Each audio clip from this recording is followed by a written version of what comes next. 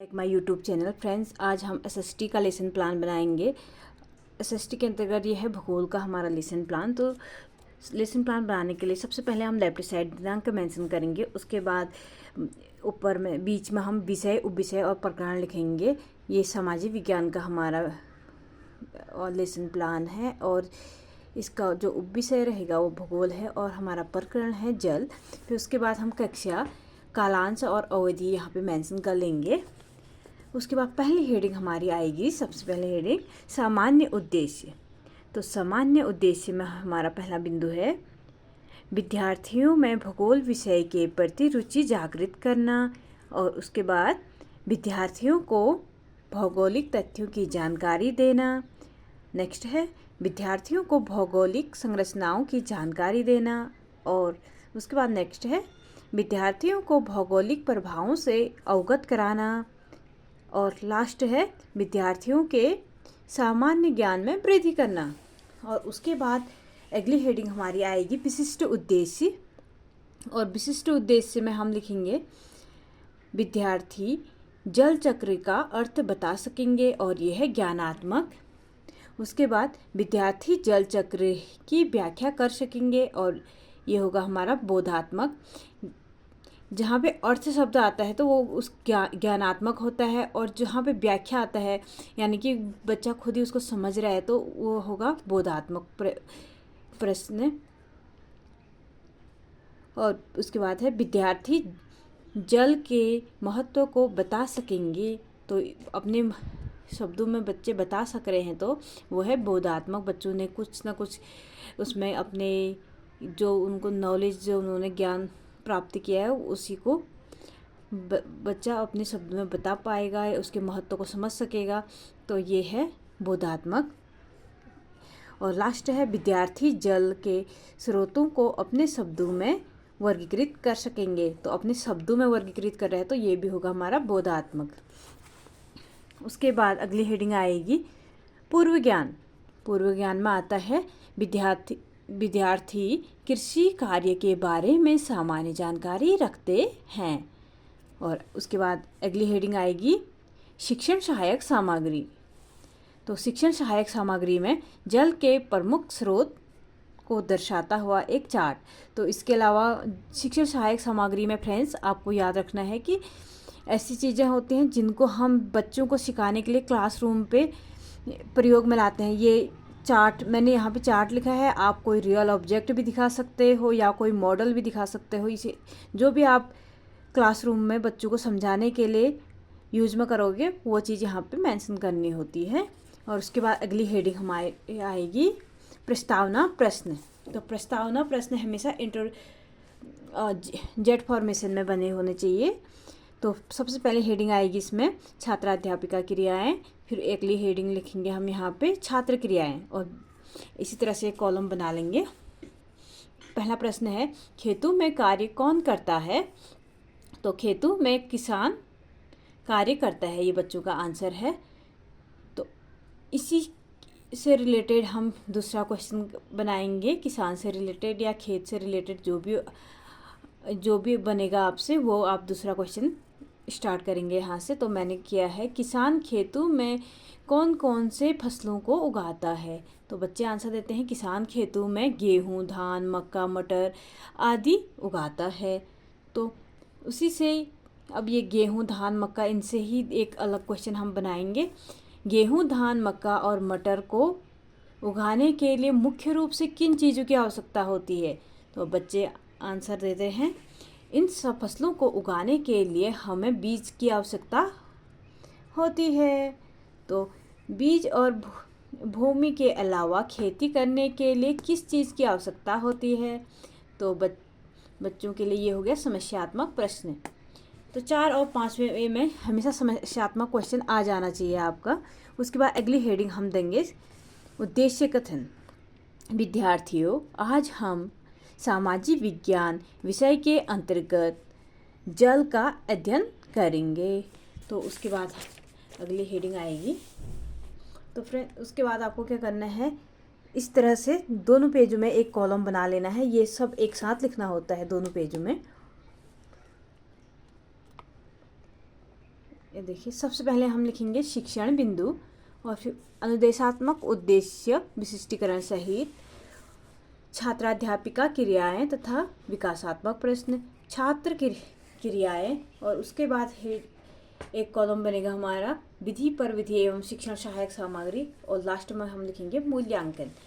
तो अब यहाँ पे हम फर्स्ट डेवलपमेंट्री क्वेश्चन पूछेंगे बच्चों से। जीवित रहने के लिए हमें किन चीज़ों की आवश्यकता होती है, ये भी जेट फॉर्मेशन में बनेंगे हमारे। ये 2-3 क्वेश्चन ही पूछेंगे हम बच्चों से, उसके बाद सीधे हम अपने टॉपिक में आ जाएंगे। तो बच्चों का आंसर आया, जीवित रहने के लिए हमें भोजन और हवा पानी की आवश्यकता होती है। उसके आगे हम विधि पर विधि एवं शिक्षण सहायक सामग्री में लिखेंगे प्रश्नोत्तर विधि। उसके बाद अगला क्वेश्चन है, पानी को अन्य किन नामों से जाना जाता है। तो बच्चों का आंसर आएगा, पानी को जल के नाम से जाना जाता है। तो लास्ट प्रश्न हम करेंगे, जल चक्र कैसे बनता है। तो ये बच्चों के लिए समस्यात्मक हो गया। अब हम इसी को जल चक्र का बच्चों को अर्थ बताएंगे। तो हम शिक्षण बिंदु में सबसे पहले लिखेंगे जल चक्र का अर्थ। उसके बाद अनुदेशात्मक उद्देश्य विशिष्टीकरण सहित में लिखेंगे विद्यार्थी जल चक्र का अर्थ बता सकेंगे। अब यहाँ पे सबसे पहले हम अर्थ लिखेंगे। उसके बाद सूर्य के ताप के कारण जल वाष्पित हो जाता है। जल के वाष्पित होने के प्रक्रिया को वाष्पीकरण कहते हैं। जिस प्रक्रम से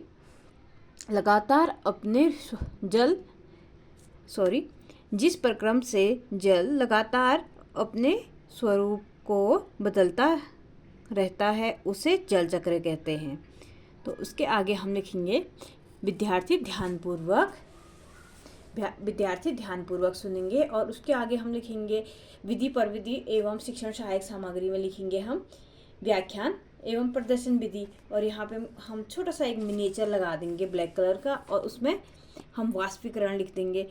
ये चीज़ हम जो ब्लैक बोर्ड में हम मेंशन करेंगे वही हम मिनिएचर में यहाँ पे चिपकाएंगे। फिर वाष्पीकरण का अर्थ बताएंगे बच्चों को।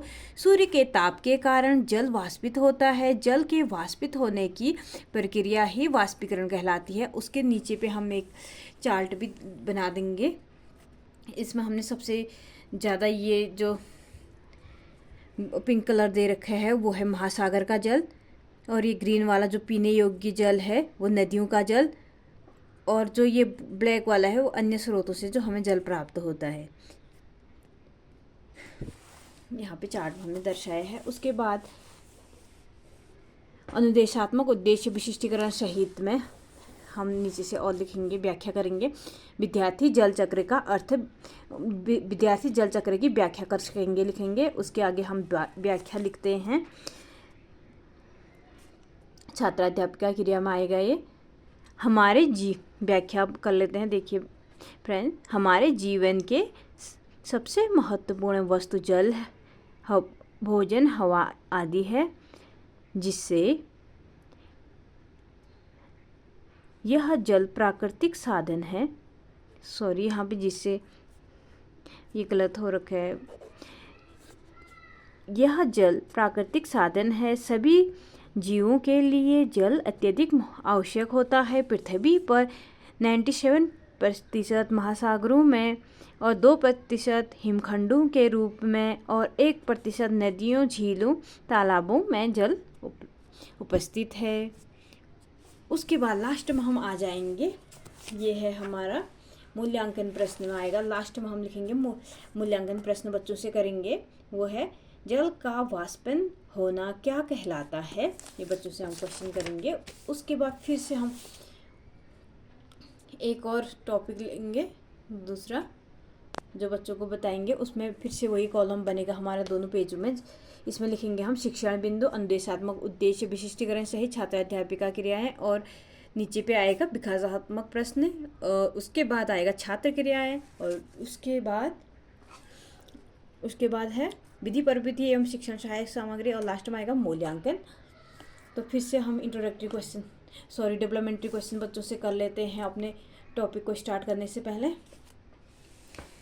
जल हमें कहाँ से प्राप्त होता है? तो बच्चे हमें बताते हैं जल हमें वर्षा से प्राप्त होता है। तो वर्षा से रिलेटेड हम दूसरा जेट फॉर्मेशन में एक क्वेश्चन और बनाएंगे। वर्षा का जल कहाँ जाता है? तो बच्चे आंसर देते हैं वर्षा का जल नदियों और तालाबों में जाता है। तो नदियों तालाबों से एक और क्वेश्चन बनेगा, नदियों और तालाबों के अलावा जल के स्रोत कौन कौन से हैं या होते हैं? तो ये बच्चों के लिए समस्यात्मक प्रश्न हो गया। और उसके आगे हम विधि पर विधि एवं शिक्षण सहायक सामग्री में प्रश्नोत्तर विधि भी लिखेंगे। यहाँ पे मैंने लिखा नहीं है, यहाँ पे आप प्रश्नोत्तर विधि लिखेंगे। उसके बाद शिक्षण बिंदु में आएगा जल के स्रोत या फिर महत्व। तो अनुदेशात्मक उद्देश्य विशिष्टीकरण सहित में आएगा विद्यार्थी जल के महत्व को बता सकेंगे। और उसके बाद हम सीधे व्याख्या करेंगे जल के महत्व के बारे में। जल एक महत्वपूर्ण प्राकृतिक साधन है। भूमि की 3/4 भाग जल से ढका हुआ है। जल सारे प्राणियों के लिए तथा पेड़ पौधों के जीवित रहने के लिए अति आवश्यक होता है। अतः हम कह सकते हैं कि जल ही जीवन है। तो विद्यार्थी ध्यानपूर्वक सुनेंगे। और उसके आगे हम विधि पर विधि एवं शिक्षण सहायक सामग्री में लिखेंगे प्रदर्शन विधि या फिर एवं व्याख्यान विधि। उसके बाद हम वही मिनिएचर लगा देंगे ब्लैक वाला, ब्लैक बोर्ड में जो हम कार्य करेंगे ये मिनिएचर में हम उसको लिखेंगे। जल के प्रमुख स्रोत, तो 3 स्रोत होते हैं जल के, समुद्र का जल, नदियों का जल और वर्षा का पानी, ये जल के स्रोत हैं। उसके बाद फिर से आगे बढ़ते हैं हम अनुदेशात्मक उद्देश्य विशिष्टीकरण सहित में फिर से लिखेंगे विद्यार्थी जल के स्रोतों को बता सकेंगे। और उसके आगे छात्राध्यापिका क्रियाओं में लिखेंगे जल के स्रोत। अब उसमें जल के स्रोत के बारे में व्याख्या करते हैं। जिन स्थानों से हमें जल प्राप्त होता है वे स्थान जल के स्रोत कहलाते हैं। उदाहरण के लिए समुद्र, नदियों, वर्षा का पानी, यह सभी जल के प्रमुख स्रोत होते हैं। तो छात्र क्रियाओं में आएगा विद्यार्थी ध्यानपूर्वक देखेंगे व समझने का प्रयास करेंगे। उसके आगे हम जो बच्चों के को समझाने के लिए चार्ट का उपयोग करेंगे क्लास में, उसको हम छोटे से मिनिएचर में यहाँ पे चिपका देंगे बुक में। और लास्ट में एक मूल्यांकन क्वेश्चन बच्चों से करेंगे। यह है पृथ्वी की सतह का कितना भाग जल से ढका हुआ है। और इसके बाद एक लास्ट पेज और आएगा हमारा, इसमें भी हम सबसे पहले वही कॉलम बनाएंगे शिक्षण बिंदु, अनुदेशात्मक उद्देश्य विशिष्टीकरण सहित। और उसके बाद आएगा छात्राध्यापिका क्रिया या क्रियाएं। फिर श्यामपट्ट कार्य लिखेंगे और यहाँ पे हम एक मिनिएचर चिपका देंगे। और जो ब्लैक बोर्ड में हमने काम किया है सेम उसी को हम पूरा इसमें कॉपी करेंगे। पहले हमने दिनांक लिखी है, फिर विषय, उपविषय, प्रकरण। विषय में आ गया हमारा सामाजिक विज्ञान, भूगोल, उपविषय, और प्रकरण में आ गया जल। कक्षा 7 का प्लान है, कालांश 2, अवधि 35 मिनट होती है, सबको पता ही है। उसके बाद हम लिखेंगे जो हमने फर्स्ट में लिखा था वाष्पीकरण। सूर्य के ताप के कारण जल वाष्पित होता है। यह वाष्पित होने की प्रक्रिया ही वाष्पीकरण कहलाती है या कहलाता है। और उसके बाद एक और है जल के स्रोत। जल के स्रोत 3 हैं, समुद्र, नदियाँ और वर्षा का पानी। उसके बाद निरीक्षण कार्य आएगा। निरीक्षण कार्य में हम लिखेंगे छात्राध्यापिका विद्यार्थियों को श्यामपट्ट कार्य को अपनी उत्तर पुस्तिका या कॉपी में उतारने का निर्देश देगी और स्वयं घूम घूम कर पूरी कक्षा का निरीक्षण करेंगी। फ्रेंड्स, मैंने आपके लिए बहुत मेहनत से ये वीडियो बनाई है। ये जो लेसन प्लान है उसको अपने हाथों से लिख रखा है। तो फ्रेंड्स, इतनी मेहनत के लिए एक लाइक तो बनता है। फ्रेंड्स, आगे बढ़ते हैं। पुनरावृत्ति प्रश्न लिखेंगे। उसके बाद हम दोबारा से बच्चों से क्वेश्चन करेंगे जल चक्र किसे कहते हैं। और दूसरा प्रश्न है समुद्र का पानी कैसा होता है।